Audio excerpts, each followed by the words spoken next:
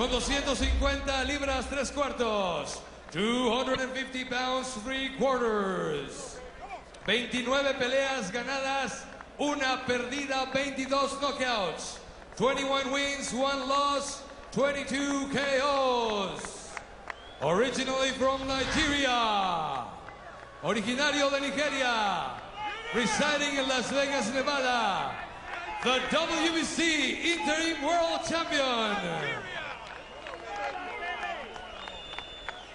Samuel the Nigerian Nightmare Peter.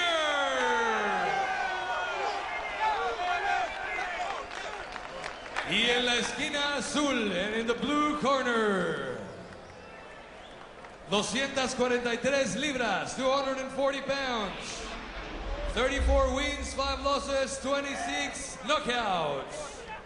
Residing in West Sacramento, California, fighting for Russia, the WBC champion, the champion of the world, Oleg Maskaev.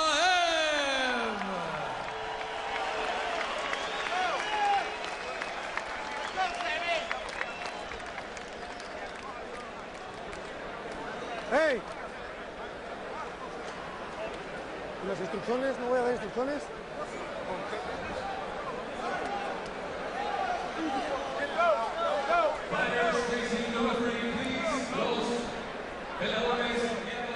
Por favor, lectura de las instrucciones. For the instructions.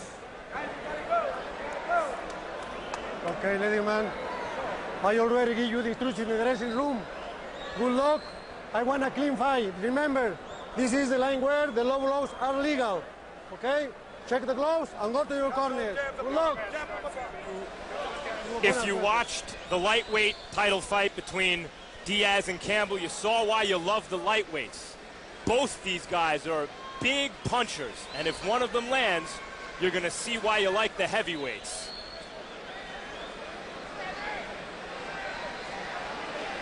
Well, already in the first heavyweight matchup of the evening, North Carolina has beaten Duke and Durham. Now on to the next heavyweight fight.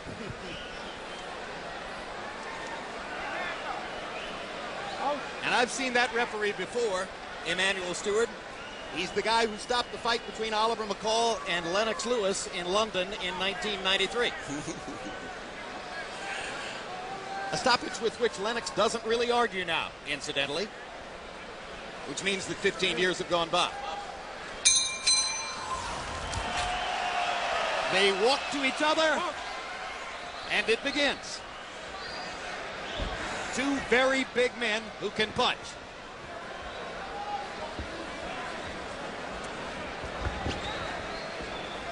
Peter range finding with the jab. Maskaev staying at range.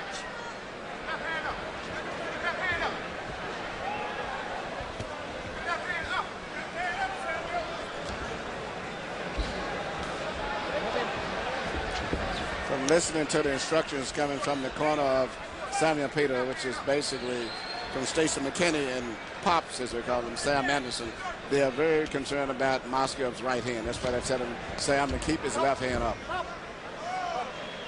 No punch. 3-5.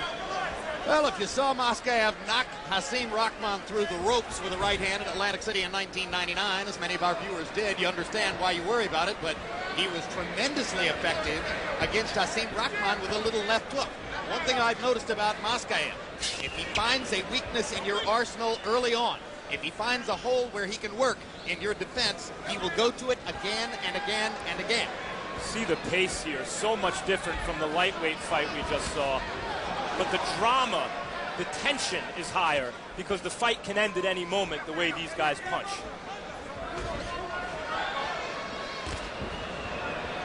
Neither man has really tried a power shot yet. Sam Peter reaches out with the right hand to go to the body, reaches with the left hand to go to the body. Maskaev still just focusing upstairs. Every time Sam starts making an aggressive motion, Maskaev starts backing away, trying to keep space, trying to keep distance where he can place his shots and get in and out. We know that Maskaev has been told to be cautious about Peter's power in the first 3 or 4 rounds, and then to begin stepping up the intensity moment by moment.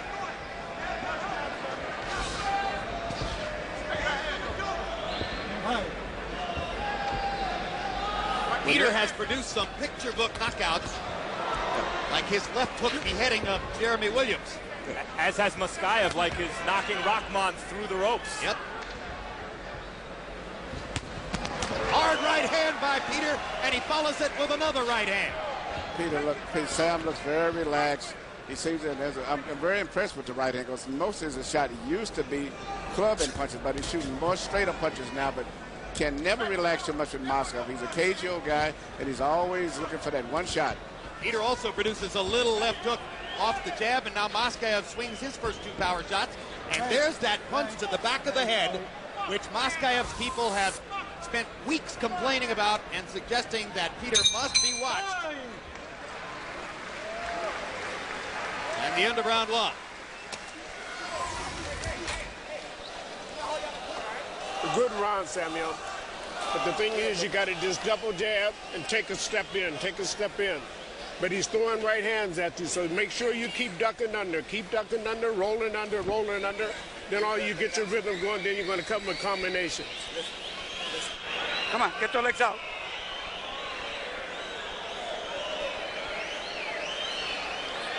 Listen, when he throws those jabs, you make a miss, throw 2 and 3 jabs.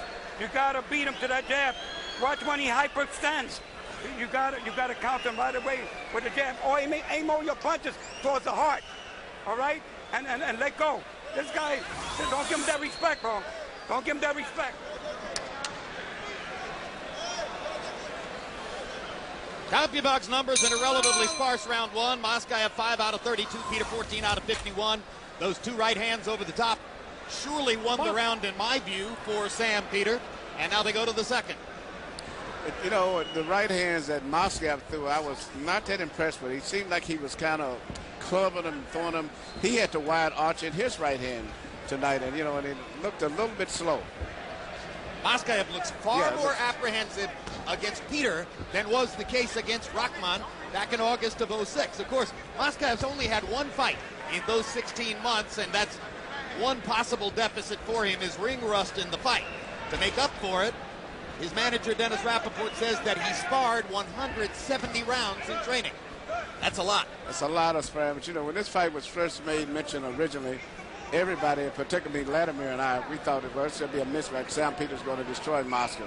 And now that the fight took place, more people are giving Maskaev a better chance simply because of Sam not looking too impressive in the 3 fights that he had. Yeah, the 2 fights with James Toney and the fight with Jimmy McClain. So without doing anything, Maskaev's odds seem to improve with the public a lot more. And now Maskaev is getting much more active in round 2 after having laid back through most of round 1. Maskaev is 39 years old. And Peter fought a total of 36 rounds against Vladimir Klitschko and James Toney. That's like getting a PhD in heavyweight boxing. It was not evident in Peter's performance against McClain. But here, Emmanuel, I think you're seeing some improvements. That's what I said. I think he's now, even though he didn't look at him impressive in those fights, I think beginning with Vladimir, he really changed and became a Class A fighter. And you can see the improvement now. On the other hand, Maskaev has found a couple of answers in round 2. A little while ago, you saw him counter over a right hand with a quick left hook that landed flush. That left hook was tremendously important against Rahman in setting him up for the 12th round knockout. Even in some of Maskaev's best wins of his career, he hasn't started fast. He is technical. He studies his opponent. And as you mentioned earlier, Jim, he exploits weaknesses as the fight progresses. Right. Hey, stop. No punch. Maskaev originally lived in Staten Island. Recently, he's been making a family move to Sacramento, California. He was very enthusiastic about moving to Sacramento back in 2006 because he was going to set up a real estate investment business. It wasn't exactly the perfect moment in time for setting up a real estate investment business, so he slowed down on that plan for the moment. Peter backs Maskaev up with a big left hand. Tries to go to the body with his right. Peters is getting closer as the fight goes on this round here. He's getting a little better range now than he had before. Maskaev chopping over the top with the right hand. But it's a slow chopping right hand. There's no speed to it. Okay, we're going to have to come off your flat feet. That's what's The Tennessee Volunteers have long been a basketball powerhouse in the women's game. Now behind colorful coach Bruce Pearl, the men's program was briefly atop the rankings. Find out what's behind Pearl's success on the next Real Sports with Bryant Gumbel, premiering Monday night, March 10th. And March 22, Boxing After Dark returns with lightweight titleist Joel Casamayor taking on Michael Katsidis. Get those jabs going. 2 and 3 jabs. Don't wait. Don't wait, Oleg. Don't wait. Give him some water. Take a deep breath. You got about 30 seconds. There you go. Ain't no problem. We ain't got no problem. Let's go. Make a miss, son. Make a miss. All right, let's get the chair. Let's go.